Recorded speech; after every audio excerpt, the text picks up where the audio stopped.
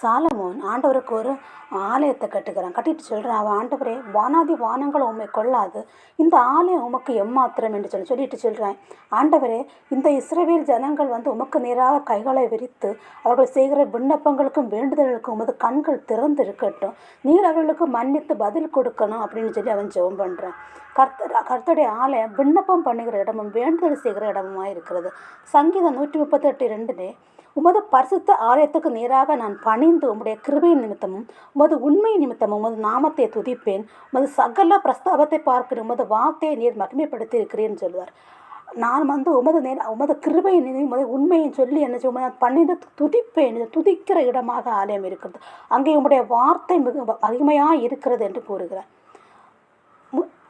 எசேக்கியா உடம்பு சுகையில்லாமல் இருக்கும். அவன் மரிக்கும் தருவாயில் இருக்கும்போது அவன் ஆண்டவரிடம் அழுது புலம்பி ஜெபிக்கிறான். ஆண்டவர் அவனுடைய வருஷத்தில் 15 வருஷங்களை கூட்டி கொடுக்கிறான். அதற்காக அவன் நன்றியாக, கர்த்தாவே, நீர் என்னை ரட்சிக்க வைத்தார், அதனால் என்னுடைய ஜீவனுள்ள நாளெல்லாம் உங்களுடைய ஆலயத்தில் நான் உங்களுடைய கீத வாத்தியங்களோடு நான் துதித்து பாடுவேன் என்று நன்றி சொல்லுகிற இடமாக ஆலயம் இருக்கிறது. மத்தேயு 4:23 பின்பு இயேசு கலிலேயா எங்கும் சுற்றி நடந்து அவர்களுடைய ஜெப ஆலயங்கள் உபதேசித்து ராஜ்யத்தின் சுவிசேஷத்தை பிரசங்கித்து ஜனங்களுக்கு உண்டாயிருந்த சகல வியாதிகளையும் சகல நோய்களையும் நீக்கி சுஸ்தமாக்கினார். இயேசு இந்த உலகத்தில் வாழ்ந்தபோது அவர் ஆலயங்கள் தோறும் சென்று உபதேசித்து சுவிசேஷத்தை பிரசங்கித்து ஜனங்களுக்கு உண்டாய சகல வியாதிகளையும் நோய்களை எல்லாத்தையும் குணமாக்கினார். பேய்களை விரட்டினார், நோய்களை குணமாக்கினார்.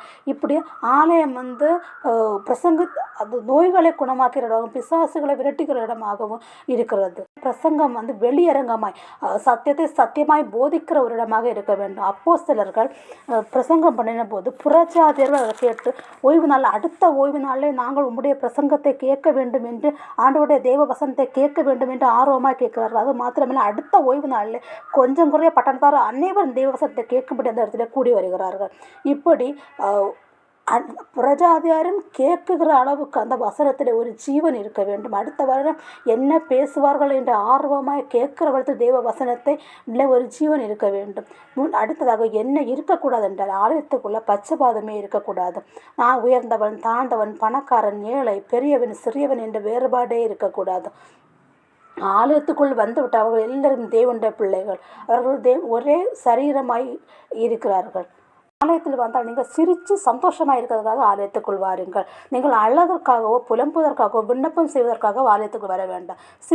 எதற்காக சிரித்து சந்தோஷமாக இருக்க ஆலயத்துக்கு செல்ல வேண்டும். வெளியில் உலகத்தில் எவ்வளவோ காரியங்கள் இருக்கிறது சந்தோஷமாக இருக்கிறதுக்கு.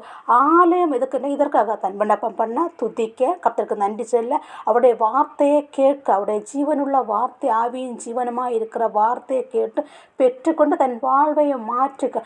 புறஜாதியர் கூட அதை கேட்டு ரட்சிப்படைந்து ஆலயத்துக்குள் வர, இதற்காகத்தான் ஆலயம் இருக்கிறது.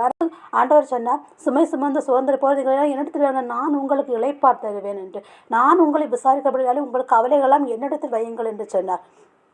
நீங்கள் ஒன்றுக்கும் கவலைப்படாமல் உங்கள் ஸ்தோத்திர பலியோடு உங்கள் விண்ணப்பத்தை அனைத்தையும் நீங்கள் எடுத்து தெரியப்படுத்த நான் உங்களுக்கு விடுதலை தருவேன் என்று கூறியிருக்கிறார். துதிக்க, பாட, ஆராதிக்க, அவருடைய வார்த்தையை கேட்க, இதற்காக தான் நாம் ஆலயத்துக்கு செல்கிறோம்.